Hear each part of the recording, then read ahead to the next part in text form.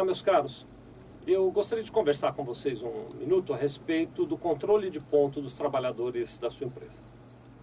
Esse é um assunto delicado, complexo e que tem várias facetas diferentes, mas eu gostaria de começar dizendo a respeito da obrigatoriedade do controle de ponto. A legislação ela prevê que as empresas que têm mais de 10 funcionários são obrigados a manter algum tipo de controle de ponto. Esse controle ele pode ser manual, ele pode ser eletrônico ou ele pode ser mecânico. O manual, por exemplo, é naqueles livros de ponto, vocês já devem ter visto, é um livro que vende em qualquer papelaria, o trabalhador vai até o livro de ponto quando ele chega na empresa, assina, e toda vez que ele se ausenta da empresa, ele também vai lá, assina e coloca o horário da entrada ou da saída que ele está realizando.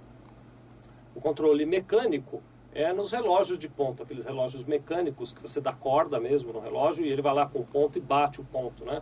Uma modalidade mecânica de controle de ponto. E existem os controles eletrônicos, através de crachás, através de leitores biométricos, que ou você passa o crachá ou coloca seu polegar, seu dedo, sua mão, e ele identifica você como trabalhador e marca o horário da sua entrada ou da sua saída na empresa. Eu entendo que é importante que você reflita um pouquinho a respeito da utilidade e da importância do controle de ponto, mesmo que a sua empresa tenha menos do que 10 funcionários.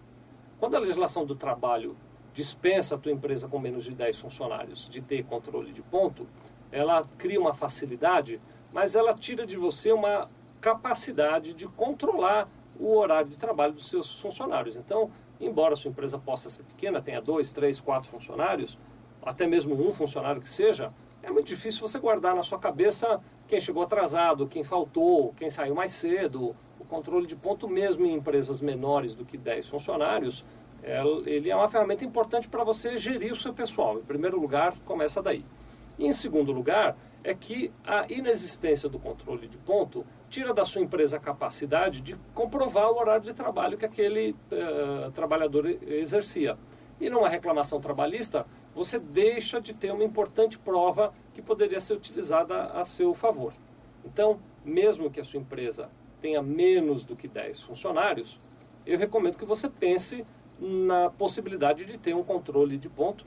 Como eu disse, não precisa ser um controle sofisticado, você pode ter um controle manual de ponto. Você vai comprar um livro numa papelaria, chama livro de ponto, e o trabalhador usa esse livro para marcar os seus horários de entrada e saída, criando para você já uma garantia. Gostaria de avançar um pouquinho agora nessa questão para falar a respeito de alguns cuidados que você precisa ter aí na sua empresa. O primeiro cuidado é o seguinte, é que uma vez que é determinado o horário de trabalho, vamos pegar aqui um exemplo, o funcionário entra às 8, sai para almoçar às 12, volta do almoço às 13h30 e sai para descansar às 18 horas.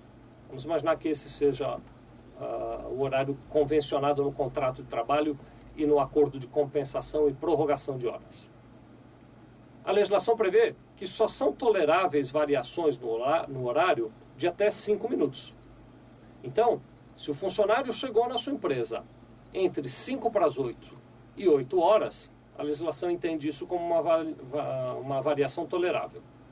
Agora, se o seu funcionário tem que entrar às 8 e ele costumeiramente marca o ponto às 7h45, às 7h40, às 7h30, que seja, enfim, ele marca o ponto antecipadamente ao horário de trabalho, mais do que 5 minutos, você começa a correr riscos, porque fazendo isso, ele está registrando como se fosse uma hora extra, que ele poderá amanhã ou depois reclamar. Então, o ideal é que o seu trabalhador só se apresente no local de trabalho naquele horário convencionado. Se ele chegou mais cedo, ele deve aguardar o horário para trabalhar e somente registrar o ponto quando ele for para o local de trabalho dele para iniciar a jornada do dia. E você precisa ser muito cuidadoso também, porque não adianta ele marcar o ponto meia hora mais cedo na entrada e meia hora mais cedo na saída. Essa compensação liberal não é permitida pela legislação. Para que você tenha esse horário móvel, como é chamado, é preciso que você tenha a aprovação do sindicato da sua categoria. Então, um acordo só com os trabalhadores não basta, isso dependeria de homologação de um acordo lá no sindicato. Então, a primeira recomendação, seja cuidadoso para que os seus trabalhadores registrem no livro de ponto, ou no cartão de ponto, ou no ponto eletrônico, aqueles horários em que eles efetivamente estiveram trabalhando à disposição da sua empresa. Não permita que ele, só por chegar mais cedo, marque o ponto e fique esperando o horário de trabalho iniciar, não. Outra recomendação é que você tenha esse mesmo cuidado nos horários do almoço.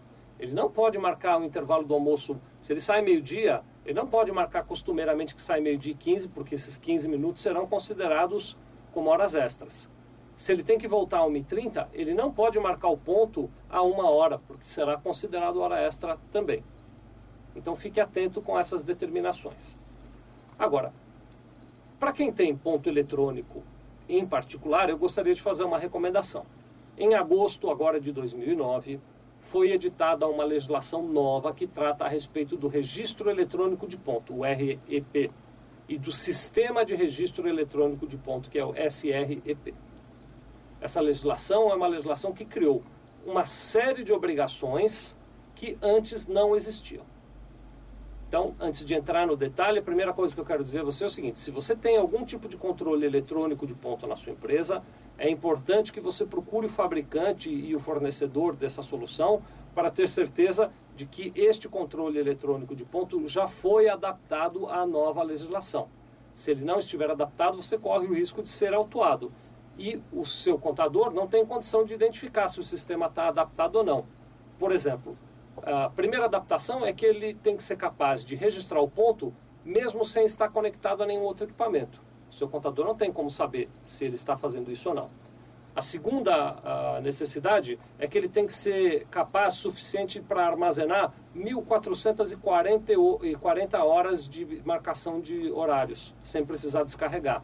Nós aqui também não sabemos se isso está acontecendo ou não.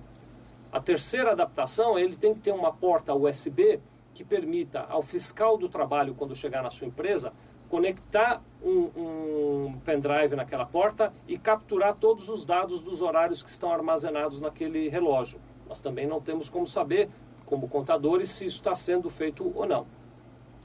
E existem outras, por exemplo, existe a necessidade de que ele tenha a capacidade de imprimir os relatórios que estão ali, existe uma necessidade de que ele tenha uma autonomia de energia, enfim, há uma série de novas exigências. Eu recomendo intensamente que você procure o fabricante do seu relógio eletrônico de ponto para certificar-se de que ele está dentro das novas exigências legais. A questão do ponto, portanto, é muito importante. E recomendo a você que seja bastante cauteloso dentro da sua empresa no controle disso. Muito obrigado.